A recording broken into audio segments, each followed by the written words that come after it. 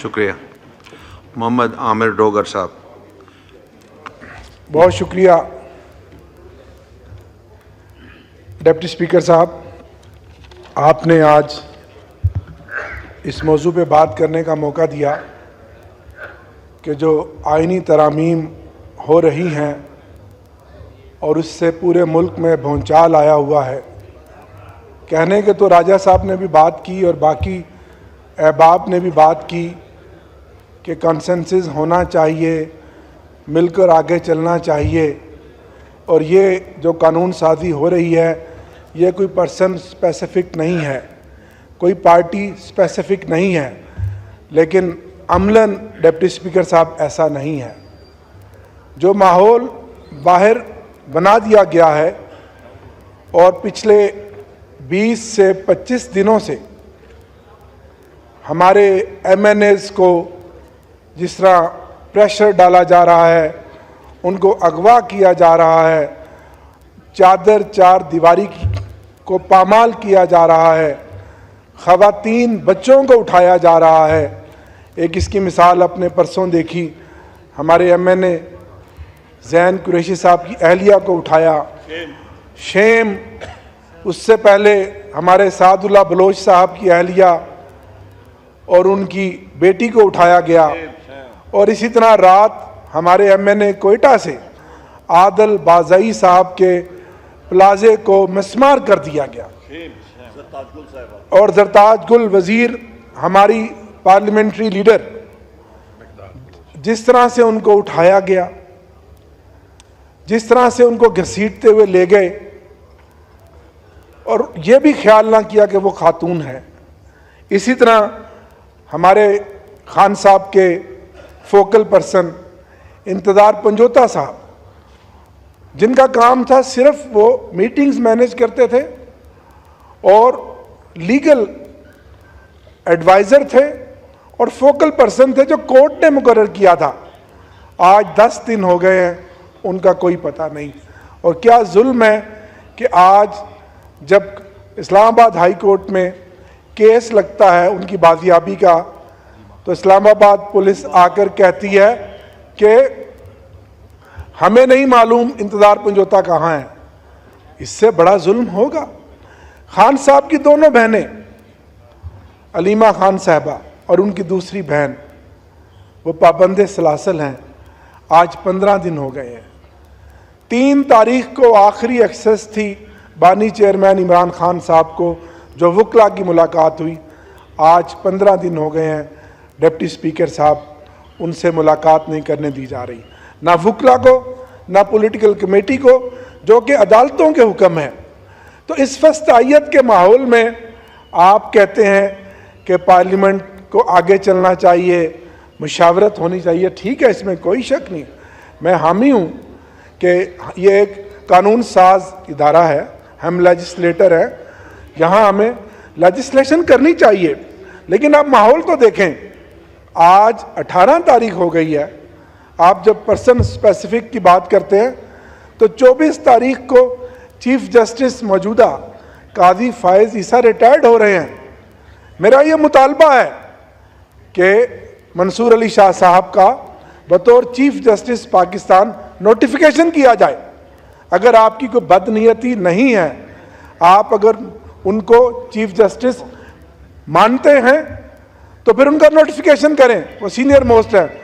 और अगर आपके जहन में अदावत है कि उन्होंने कुछ फैसले और साहब का एक फैसला जो लार्जर बेंच ने 8-5 से हमारी सीटों वाला किया और आज तक उसको नहीं माना जा रहा, आज भी election commission of Pakistan deputy speaker साहब उसको लेकर बैठा था और आज कोई 9वां इजलास किया, बार बार सुप्रीम कोर्ट ऑफ पाकिस्तान ने उस पर वजाहत दी।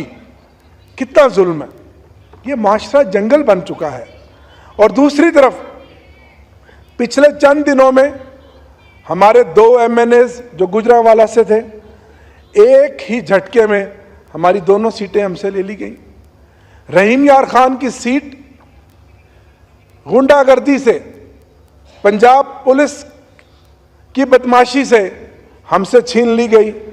और ये पहली बार ऐसा हुआ है डिप्टी स्पीकर साहब, मैं स्पीकर साहब से भी ये मुतालबा करूंगा और आपसे भी मैं इस पर रूलिंग मांगूंगा कि उसके बदले में जो हमारे एमएनए साहब वहाँ जीते, जो जितवाए गए फॉर्म 47 के जरिए, एक खातून मेंबर्स कल से इस ऐवान में आई हैं, मेरे लिए वो बहुत काबिल एहतराम है, मेरी बड़ी बहनों की तरह है, लेकिन ऐसी कभी कोई मिसाल नहीं है आज दिन तक कि 2002 से आज दिन तक इस असेंबली में मखसूस नशिस्तें, जनरल इलेक्शन में जो पार्टियां जीतती हैं गैर मुस्लिम और मखसूस नशिस्तें, उनको हर पार्टी जीतने वाली नशिस्तों के मुताबिक उनको अलॉट कर दी जाती हैं। 2002 से मैं डायरेक्ट और इनडायरेक्ट इस पार्लियामेंट का हिस्सा हूं। आज तक ऐसा नहीं हुआ कि एक सीट अगर ज़िमनी इलेक्शन में एक पार्टी ने जीत ली है तो उसके बदले में आप फौरन ही तीसरे दिन एक सीट दे के उस ऑनरेबल मेंबर को बिठा दें। इसकी कोई मिसाल नहीं है। और उसके जवाब में 2024 में जो 94 सीटें हमने जीती थी, हमें आज तक हमारी मखसूस नशिस्तें नहीं दी।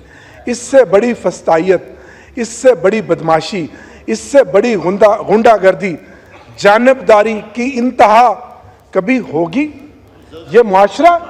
और आज दिन तक हमारे जो ऑनरेबल सुप्रीम कोर्ट ने फैसला किया रिजर्व सीट का, वो हमें नहीं दी गई। जनाब डिप्टी स्पीकर, मैं इस पर रूलिंग चाहूंगा। क्या जनरल इलेक्शन के बाद अगर कोई पार्टी का, किसी भी पार्टी का मेंबर किसी भी वजह से सीट खाली हो जाती है, क्या उसके नतीजे में कोई स्पेशल सीट आ सकती है? बिल्कुल नहीं आ सकती। कानून और आइन भी कहता है, लेकिन आज ना कानून है ना आइन है।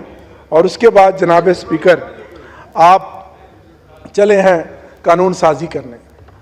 सर, हम 4 MNAs, जबर का मौसम है, जुल्म और फस्तायत है, सिर्फ 4 MNA इस असेंबली में इजलास के लिए आए हुए हैं और हमने भी अपने सरों पे कफन बांधे हुए हैं क्योंकि हम हक के रास्ते के मुसाफिर हैं। बाकी पूरी असेंबली हमारी पीछे देखें, हमारी सीटें खाली हैं।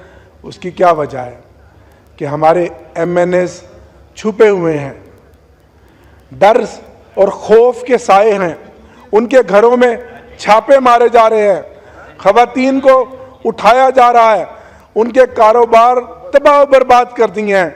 ऐसे में आप कहते हैं कि जी कॉन्सेंसस करें। इस तरह कभी कॉन्सेंसस हुआ? कभी मुशावरत हुई है? आज की जनाब डिप्टी स्पीकर साहब मीटिंग में भी मैंने यही मौक़िफ़ रखा कि मेरी लीडरशिप, जो मेंबरान हैं इस कमेटी के, वो गए हुए हैं मौलाना फजलुर रहमान साहब से मीटिंग करने, और उसके बाद अगर हमारी मुशावरत हुई, जो कि मौलाना साहब के साथ हमारा एक सिलसिला जारी है, फिर हम इस कमेटी में आकर बताएंगे।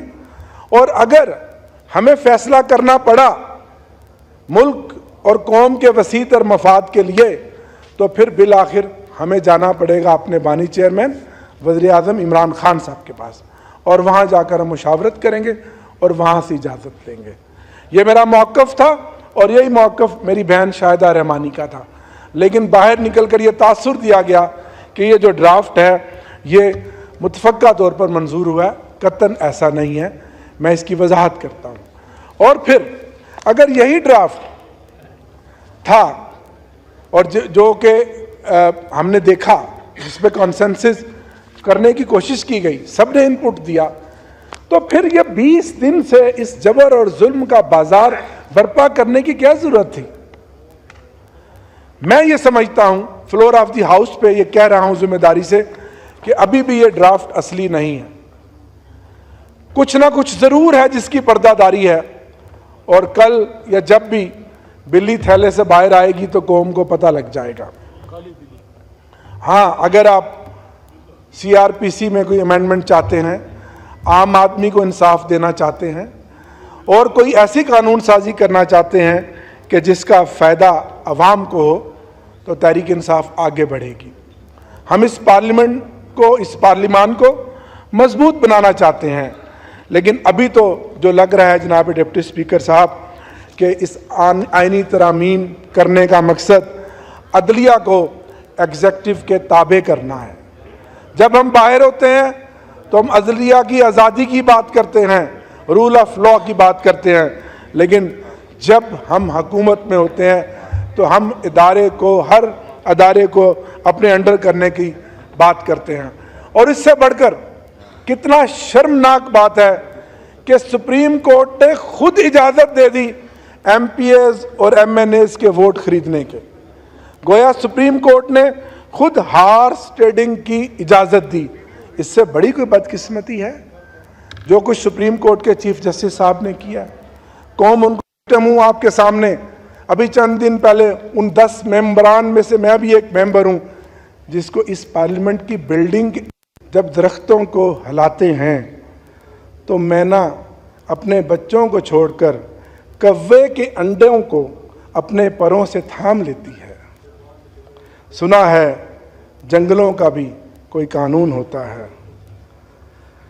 कहीं तूफान आ जाए, कोई पुल टूट जाए तो किसी लकड़ी के तख्ते पर गुलहरी, सांप, बकरी और चीता साथ होते हैं। सुना है जंगलों का भी कोई कानून होता है। तू खुदावंद जलील व मोतबर, दाना व बीना, मुनसफ व अकबर मेरे इस मुल्क में। तू खुदावंद जलील व मोतबर, दाना व बीना, मुनसफ व अकबर मेरे इस मुल्क में जंगलों का ही कानून नाफिज कर, कोई दस्तूर नाफिज कर। बहुत शुक्रिया जनाब।